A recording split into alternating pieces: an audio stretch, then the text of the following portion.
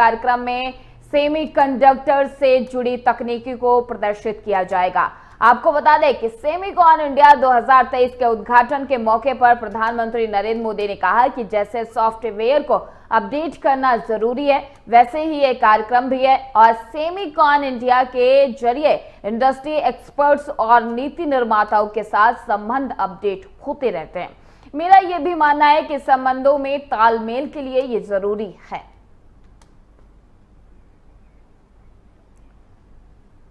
और विदेश मंत्री डॉक्टर एस जयशंकर ने कहा है कि प्रधानमंत्री मोदी की अमेरिका यात्रा के 2 महत्वपूर्ण परिणाम हुए हैं। पहला, GE 414 इंजन के निर्माण के लिए GE एयरोस्पेस और HAL के बीच समझौता हुआ है। दूसरा, भारत ने अमेरिका से ऊंचाई वाले UAV हासिल करने का योजना बनाई और उन्हें भारत में असेंबल करने का प्रस्ताव रखा। संयुक्त राज्य अमेरिका के साथ सैन्य उपकरणों के सौदों में कोई समस्या नहीं थी और यह भारत के लिए एक सर्वोच्चतम संभव विकल्प है। हमारी सेना के लिए यह बहुत महत्वपूर्ण है।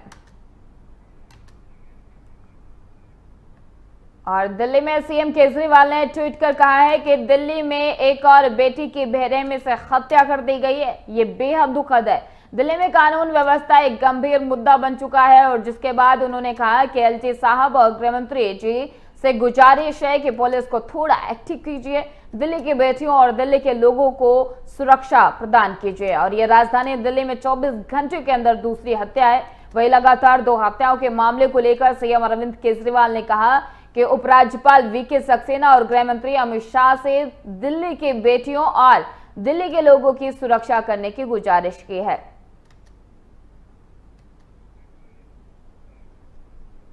उत्तराखंड में डेंगू के मामले लगातार बढ़ रहे हैं, जिसको लेकर प्रशासन पूरी तरीके से सतर्क हो गया है। डोईवाला में भी स्वास्थ्य विभाग और नगर पालिका प्रशासन डेंगू से निपटने के लिए जन जागरूकता अभियान चलाकर आमजन को डेंगू के प्रति जागरूक कर रहा है और स्वास्थ्य विभाग और नगर पालिका की टीम द्वारा लगातार क्षेत्र में जाकर घरों के बाहर भरे पानी में पनप रहे डेंगू के लार्वों को नष्ट किया जा रहा है, जिसमें आशा वर्कर से लेकर फूड इंस्पेक्टर और इस कार्य को बखूबी अंजाम दे रहे हैं।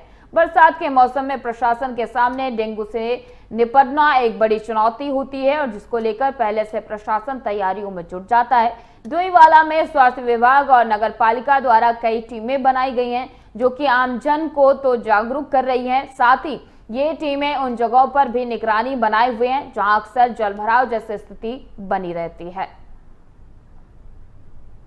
रिगार्डिंग सबसे पहले तो ये है कि जितने भी जो फीवर के मरीज हैं सबके मेरे यहाँ टेस्ट हो रहे हैं और पेरीफेरी में हमारे जो जितने भी आशाएं हैं घर घर जाके लार्वा का सोर्स रिडक्शन कर रहे हैं और अगर जहाँ लार्वा दिखता है तो उसी टाइम उसको डिस्ट्रॉय भी कर रहे हैं। बाकी मेरे यहाँ एक डेंगू का स्पेशल वार्ड बना रखा है। पिछले जुलाई के उसमें एक मरीज आया था पॉजिटिव तेलीवाला का, ये था 11 तारीख को। उसके बाद अभी तक कोई पॉजिटिव नहीं आया। अभी तक जैसे 46 हमने डेंगू के टेस्ट करवाए हैं तो उसमें सिर्फ एक ही जने पॉजिटिव आए।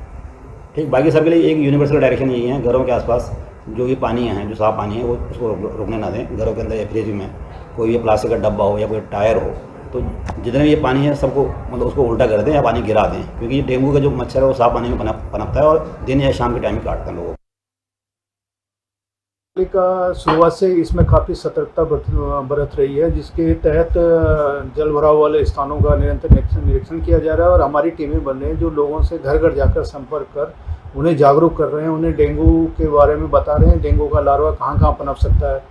सिर्फ पैम्पलेट्स के माध्यम से भी लोगों को जागरूक किया जा रहा है और नगर पालिका की गाड़ियाँ जो है उसमें भी स्लोगन्स लगे हुए हैं और साउंड क्लिप लगी हुई है जिसके माध्यम से लोगों को जागरूक किया जा रहा है कैसे कैसे इसमें बचाव हो सकता है, कैसे कैसे लार्वा को पनपने नहीं दिया जा सकता है। इसमें उत्तराखंड कांग्रेस के प्रदेश अध्यक्ष करण माहरा और कांग्रेस के वरिष्ठ नेता मनीष खंडूरी के वीडियो के वायरल होने के बाद भाजपा आक्रोशित है। कांग्रेस दावा कर रही है कि वीडियो को एडिट करके सोशल मीडिया पर वायरल किया जा रहा है और इसके पश्चात करण माहरा ने अपने को राहत देने के लिए और अंकिता हत्याकांड मामले को मजबूती से लड़ने के लिए एक दिन के सांकेतिक उपवास का निर्णय लिया है। उन्होंने कहा है कि अंकिता हत्याकांड मामले में कोर्ट के अध्ययन के बाद उन्होंने एक दिन का उपवास रखने का फैसला लिया है। उनका मानना है कि वीडियो के जारी होने से अंकिता भंडारी की लड़ाई को कमजोर किया जा रहा है और भाजपा के लोगों को भी न्याय दिलाने के लिए एक शब्द नहीं बोलते हुए ये दोष माना है और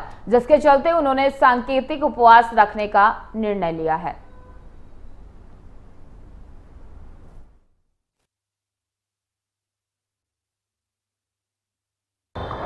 त्रिवेंद्र जी का कोरोना वाला बयान सबने देखा है, उसको भी चला लें। और भारतीय जनता पार्टी के लोगों का संजय कुमार जी के विषय में क्या कहना है, वो केस अभी बंद नहीं हुआ, उसको बहुत लंबा सही नहीं हुआ। महेश नेगी जी वाला वो जो डीएनए टेस्ट वाला मामला है उसमें क्या हुआ, उस पर भी वक्तव्य दे दें। और सुरेश राठौर जी का जो मामला चला था विधायक जी का, उस विषय में भी मैं चाहूँगा ये कुछ संबोधन करें। और मैं धन्यवाद देना चाहता हूँ बीजेपी की महिला विंग की अध्यक्ष जी को। मैं तो घबराया हुआ था क्योंकि मेरे साथ में वो विधायक भी रही कि ये दीदी अभी है या नहीं, मतलब मैं जानना चाह रहा था वो है या नहीं, उपलब्ध या है या नहीं। लेकिन जब वो अचानक प्रकट हुई तो मुझे खुशी हुई, मुझे लगा कि मेरी पुरानी साथी अभी है।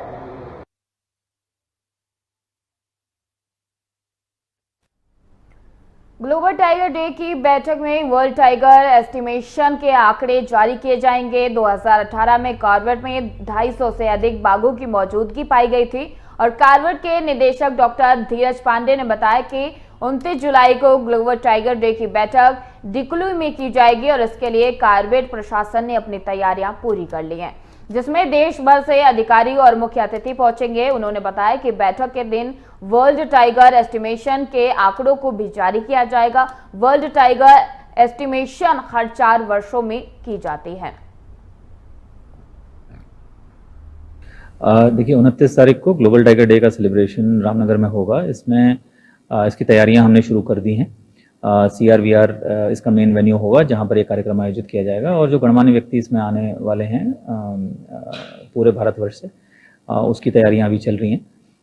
इसमें जो हमारी रिपोर्ट्स हैं टाइगर मॉनिटरिंग की वो भी रिलीज़ की जाएंगी और इसके अलावा सभी field directors different tiger reserves के इसमें प्रतिभाग करेंगे। अब्दुल्ला आजम खान के 2 जन्म प्रमाण पत्र मामले में MP-MLA कोर्ट में सुनवाई हुई। अधिवक्ता ने कहा कि इस मामले की सुनवाई को हाई कोर्ट में टाल दिया जाएगा और वही कोर्ट ने प्रार्थना पत्र खारिज करते हुए अंतिम बहस के लिए 1 अगस्त की तारीख तय कर दी है। देखिए ऐसा था, जो अब्दुल्ला आजम खान के 2 जन्म प्रमाण पत्र का मामला चल रहा था, जिसको कि इस समय शहर विधायक आकाश सक्सेना जी की शिकायत पर थानागंज में मुकदमा दर्ज हुआ था।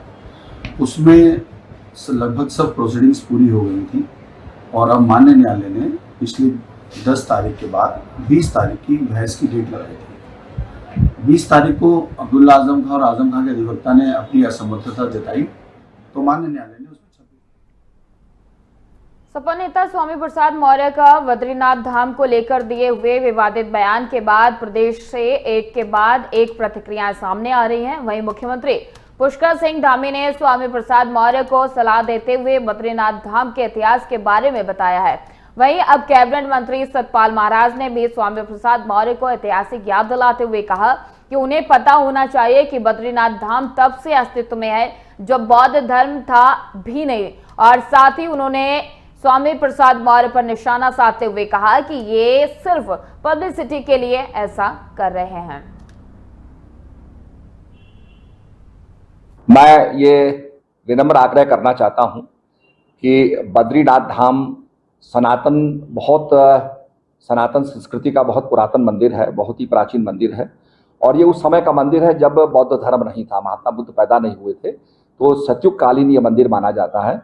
तो ये बौद्ध मठ हो ही नहीं सकता है क्योंकि उससे पहले का ये था। हाँ, ये जरूर है कि यहाँ पर आक्रमण होते रहे और आक्रमण के कारण कई हमारे उत्तराखंड के मंदिरों में बौद्ध की मूर्ति रखी गई, पर हमारे ये धाम जो है सनातन धाम है, उस समय बौद्ध धर्म नहीं था, तब से ये धाम हमारे अवस्थित है और लोगों के प्रति इनकी श्रद्धा और अर्चना हो रही है। ये मैं निवेदन करना चाहता हूँ। वृंदावन के प्रेम मंदिर के सामने दरबार रेस्टोरेंट में भयानक आग लगने से भीषण हाहाकार मच गया। आग इतनी तेज थी कि लोग रेस्टोरेंट के पास तक पहुंचने की हिम्मत नहीं कर सकते थे। धमाके के साथ गैस सिलेंडर भी फट गए, जिससे दहशत और भय की लहरें उमड़ आईं। सूचना मिलते ही फायर ब्रिगेड की टीम 3 गाड़ियां तत्काल मौके पर पहुंच गईं और करीब 2 घंटे के कड़ी मशक्कत के बाद आग को नियंत्रित किया गया। बता दें कि इस आग के कारण से रेस्टोरेंट से लगभग 50 लाख से अधिक का नुकसान हुआ है। आग लगने के विवादित कारणों का अभी स्पष्टीकरण नहीं हुआ है, लेकिन संभावना है कि आग शॉर्ट सर्किट से फैली है और इस घटना के चलते वहां मौजूद लोग भयभीत हो गए और रेस्टोरेंट से भागने लगे। समय रहते ही फायर ब्रिगेड के जवानों ने समझदारी से इस संकट का सामना किया और जिससे बड़ी आपदा बची और नुकसान को रोका जा सका।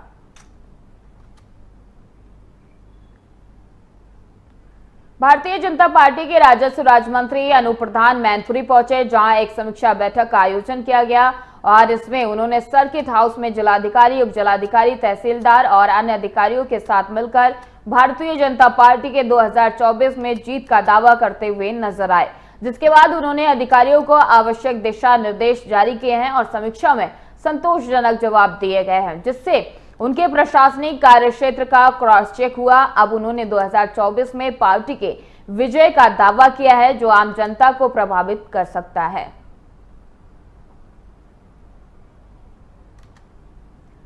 बुधवार को सुनवाई के दौरान हाईकोर्ट ने भारतीय पुरातत्व सर्वेक्षण से सुनवाई खत्म होने तक मस्जिद का सर्वेक्षण शुरू न करने का आदेश जारी किया था। अब हाईकोर्ट के अगले फैसले तक यह आदेश जारी रहेगा।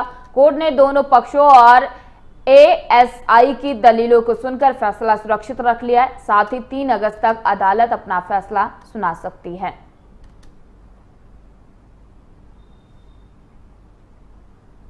राम मंदिर के उद्घाटन की तैयारियां तेज होती जा रही हैं। भव्य गर्भगृह में रामलला की प्राण प्रतिष्ठा का उत्सव जनवरी 2024 में किया जाना है। उत्सव को व्यापक रूप देने की योजना पर काम चल रहा है और इसकी कमान राम मंदिर ट्रस्ट के साथ संघ और वीव ने संभाल रखी है। संघ का अनुमान है कि महोत्सव में करीब 5 लाख लोग अयोध्या आ सकते हैं। अयोध्या आने वाले लोगों की सुविधा का विस्तृत खाका तैयार करने के लिए संघ के पदाधिकारी लगातार बैठकें कर आयोजन की रूपरेखा पर विचार कर रहे हैं। संघ की कोशिश है कि अयोध्या से कोई भी भूखा ना जाए। पूरे शहर में जगह जगह भंडारे के आयोजन की तैयारी हो रही है। संघ से मिली जानकारी के अनुसार रामलला का प्राण प्रतिष्ठा महोत्सव 10 दिवसीय होगा। उत्सव का शुभारंभ मकर संक्रांति 15 जनवरी को किया जाएगा। समापन 24 जनवरी को किया जाएगा।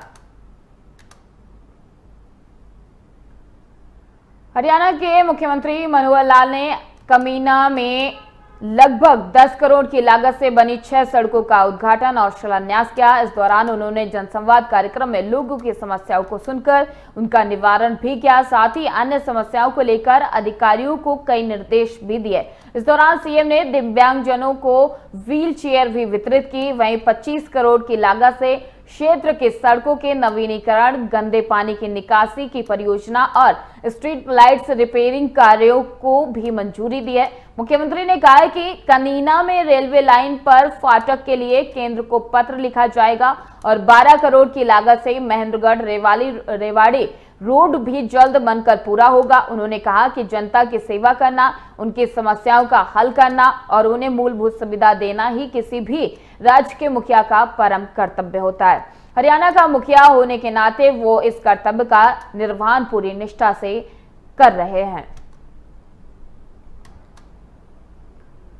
उत्तराखंड के देहरादून, चमोली और बागेश्वर जिले के कई इलाकों में भारी बारिश होने की संभावना है, जो कि प्रदेश के लिए मौसम विभाग ने बारिश का येलो अलर्ट जारी कर दिया है। मौसम विभाग केंद्र के अनुसार प्रदेश में 28 से 31 जुलाई तक भारी बारिश का येलो अलर्ट है और मौसम विज्ञान ने केंद्र के निदेशक विक्रम सिंह ने बताया कि अगले कुछ दिनों तक प्रदेश के कई इलाकों में बिजली चमकने और मूसलाधार बारिश होने के आसार हैं। विभाग ने हिदायत दी है कि गर्जन और भारी बारिश के कारण संवेदनशील इलाकों में भूस्खलन से सड़क मार्ग और राजमार्ग अवरुद्ध होने की संभावना है और ऐसे में मौसम की सटीक जानकारी लेने के बाद ही यात्रा करें।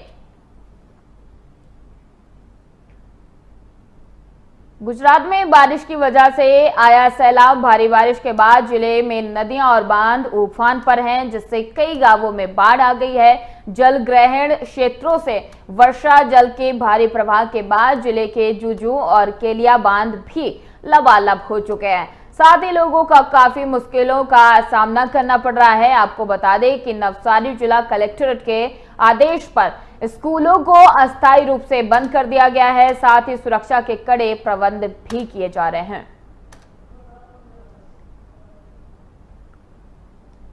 प्रधानमंत्री नरेंद्र मोदी ने G20 से प्लास्टिक प्रदूषण को खत्म करने के लिए एक अंतर्राष्ट्रीय कानूनी रूप से बाध्यकारी दस्तावेज पर काम करने का आह्वान किया है। चेन्नई में G20 पर्यावरण और जलवायु स्थिरता मंत्री स्तरीय बैठक के उद्घाटन सत्र में पीएम मोदी ने कहा कि मैंने G20 से प्लास्टिक प्रदूषण को समाप्त करने के लिए एक प्रभावी अंतर्राष्ट्रीय कानूनी रूप से बाध्यकारी साधन पर रचनात्मक रूप से काम करने का आह्वान करता हूं।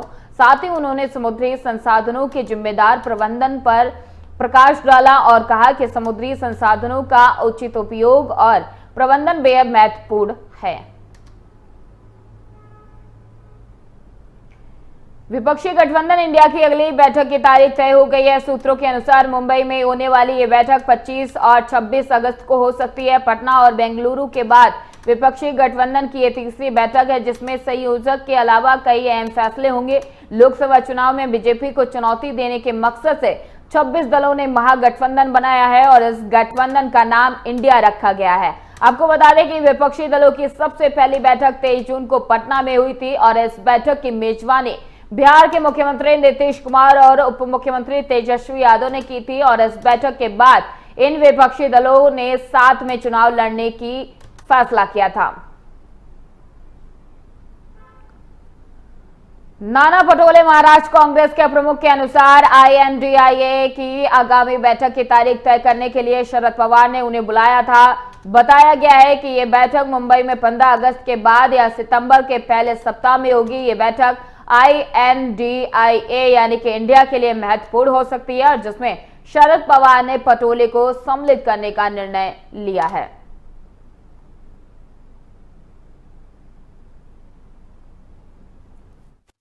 इंडिया की जो मीटिंगें चल रही है, पहले पटना में हुई, फिर बैंगलोर में हुई और अभी नेक्स्ट मीटिंग जो होने वाली है जो मुंबई में होने वाली है और वो 15 अगस्त के बाद उसकी डेट फाइनल होने वाली थी। तो उसी के लिए पूर्व तैयारी के लिए आज शरद पवार जी के साथ हम लोगों की मीटिंग हुई और 15 अगस्त के बाद या सितंबर के पहले वीक में मुंबई में इंडिया की मीटिंग होगी। उसकी पूर्व तैयारी के लिए ये मीटिंग थी। आने वाली शनिवार को 11 बजे जो कुछ ये हफ्ते में हम लोग जो भी कामकाज करेंगे उसका एक रिव्यू रखेंगे और उसके बाद अच्छे से अच्छा ये मीटिंग कैसा हो मुंबई में, ये कोशिश करने का काम एमबीए करेंगी और इसलिए आदरणीय शरद पवार जी ने उस मीटिंग को बुलाया था। केंद्रीय गृह मंत्री अमित शाह ने शुक्रवार को 6 महीने लंबी पदयात्रा एन मन एन मक्कल मेरी भूमि मेरे लोग को हरी झंडी दिखाकर रवाना किया और इस दौरान उन्होंने कहा कि ये यात्रा सिर्फ एक राजनीतिक यात्रा नहीं है। एन मन एन मक्कल यात्रा तमिल भाषा को पूरी दुनिया में पहुंचाने की यात्रा है। यात्रा तमिलनाडु को परिवारवाद और भ्रष्टाचार से मुक्त करने की यात्रा है। साथ ही यात्रा तमिलनाडु की कानून व्यवस्था को अच्छा बनाने का एक प्रयास है। दरअसल भ्रष्टाचार के युग को समाप्त करके गरीब कल्याण और विकास का युग शुरू करने की एक ये यात्रा शुरू की गई है। भारत मंडपम के ITPO कॉम्प्लेक्स का उद्घाटन जुलाई को प्रधानमंत्री नरेंद्र मोदी द्वारा किया गया। ये नया कॉम्प्लेक्स सितंबर में G20 शिखर सम्मेलन की मेजबानी के लिए तैयार है, जिसमें मुख्य G20 समिट हॉल और 2 ऑडिटोरियम हैं, जिसमें समुदाय की क्षमता 900 और 600 लोगों की है। इसके साथ ही प्लेनरी हॉल और मल्टीफंक्शन हॉल की क्षमता 3000 और 4000 है। इसके अलावा 10 मीटिंग रूम की क्षमता 50% है और 6 मीटिंग के रूम की क्षमता 100% है।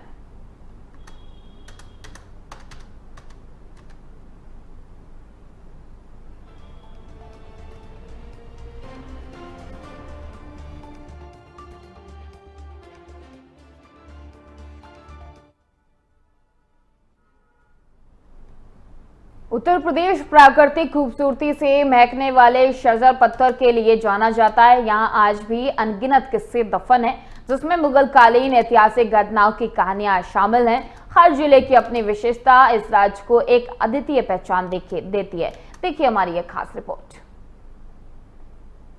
उत्तर प्रदेश के अलग अलग शहरों की खासियत है उसके शजर पत्थर, जो प्राकृतिक खूबसूरती के लिए मशहूर है।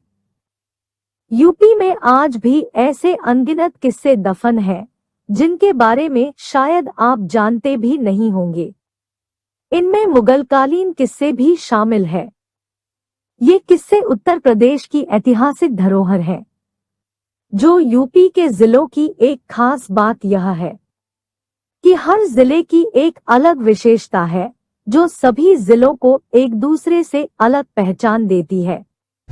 बांदा शजर पत्थर का प्रसिद्ध निर्माता और आपूर्तिकर्ता जगह है, जो कई दशकों से शजर पत्थर का कारोबार कर रही है।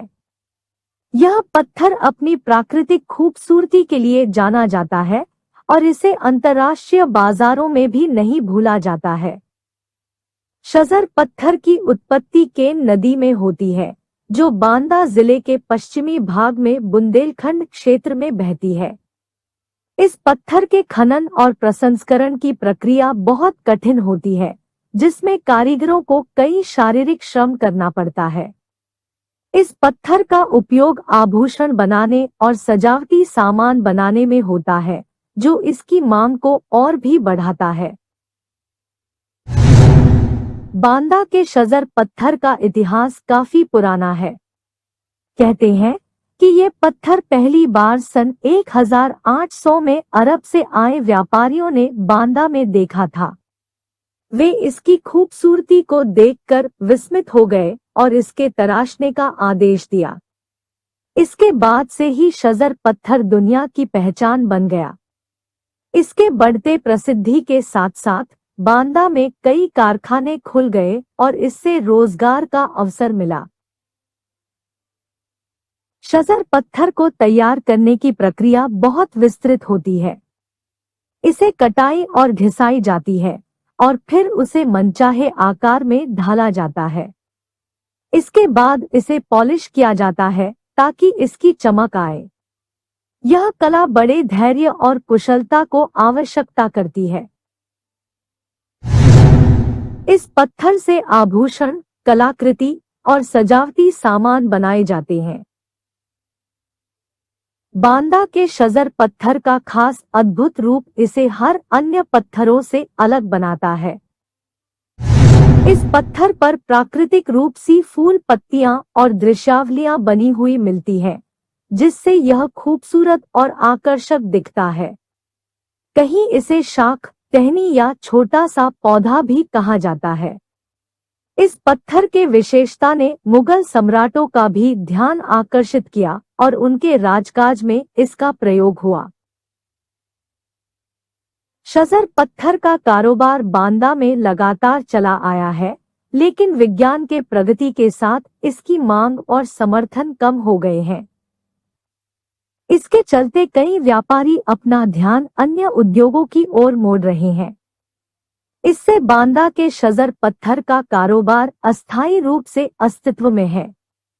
हालांकि अंतर्राष्ट्रीय बाजारों में इसकी मांग जिंदा है, जिससे बांदा शजर पत्थर को पुनः चालू किया गया है।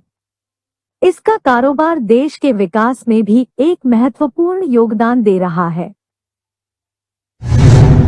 बांदा के शजर पत्थर के खासियत और ऐतिहासिक महत्व को याद रखते हुए इसे समृद्ध भूमि की एक विशेषता के रूप में स्वीकार किया जा सकता है। यह पत्थर उत्तर प्रदेश के अन्य धरोहरों में भी एक विशेष स्थान रखता है और उत्तर प्रदेश के समृद्ध विरासत का हिस्सा है। यह किस्सा भी है मशहूर, जिसमें बांदा के शजर पत्थर का खासी रोमांचक इतिहास है। इस पत्थर की मांग के साथ उसका उत्पादन भी बांदा की रुचि के कारण चलता रहा है। आज भी शजर पत्थर बांदा का मुख्य आर्थिक उत्पाद है और यह उत्तर प्रदेश के विकास में एक अहम योगदान दे रहा है। यह कहना उचित होगा कि बांदा के शजर पत्थर को इसकी अनूठी खूबसूरती के लिए दुनिया भर में मशहूर किया गया है। इसका प्रयोग आभूषणों, कलाकृतियों, सजावटी सामान और अन्य वस्तुओं के निर्माण में किया जाता है। इसे काटने, तराशने और पॉलिश करने की प्रक्रियाएं संशोधित करते हुए इसे बनाया जाता है, जो इसे एक बेजोड़ और मजबूत पत्थर बनाती है। इस खास धरोहर के बारे में और अधिक जानने से लोगों की दृष्टि में बांदा की महत्वपूर्णता बढ़ती है और इसके संरक्षण एवं प्रशंसा के लिए भावना उत्पन्न होती है। बांदा के शजर पत्थर का इतिहास रोचक और अनूठा है। यह पत्थर बांदा में सदियों से खनित हो रहा है और इसके कारोबार से लोगों को रोजगार मिलता है। इसकी खूबसूरती, विशेषता और इतिहास ने इसे दुनिया भर में मशहूर बना दिया है। आज भी इसका कारोबार बांदा में चलता है और इसकी मांग देश और विदेश में है। बांदा के शजर पत्थर को संरक्षित रखने और इसके प्रचार प्रसार के लिए उचित पहचान और प्रशंसा मिलना चाहिए, ताकि यह ऐतिहासिक धरोहर हमारी समृद्ध संस्कृति और विरासत का एक महत्वपूर्ण हिस्सा बने। इस प्रकार बांदा के शजर पत्थर की खासियत और ऐतिहासिक महत्व को समझते हुए यह धरोहर उत्तर प्रदेश के विशेष शहरों में से एक के रूप में उभरता है। इस पत्थर के खास गुणों ने उसे राष्ट्रीय और अंतर्राष्ट्रीय बाजारों में बहुत प्रसिद्ध किया है। इसके खनन और उससे तराशने का काम भी लोगों को रोजगार प्रदान करता है। इसलिए इसे संरक्षित रखने और इसका विकास करने में लोगों को जुटने की जरूरत है, ताकि यह खास धरोहर भविष्य की पीढ़ियों तक सुरक्षित रह सके। बांदा के शजर पत्थर का खनन और इसका प्रयोग आभूषणों और अन्य आकर्षक सामानों के निर्माण में एक महत्वपूर्ण योगदान प्रदान करता है। फिलहाल सुबह सवेरे में इतना ही। बने रहिए हमारे साथ और देखते रहिए टीवी 100।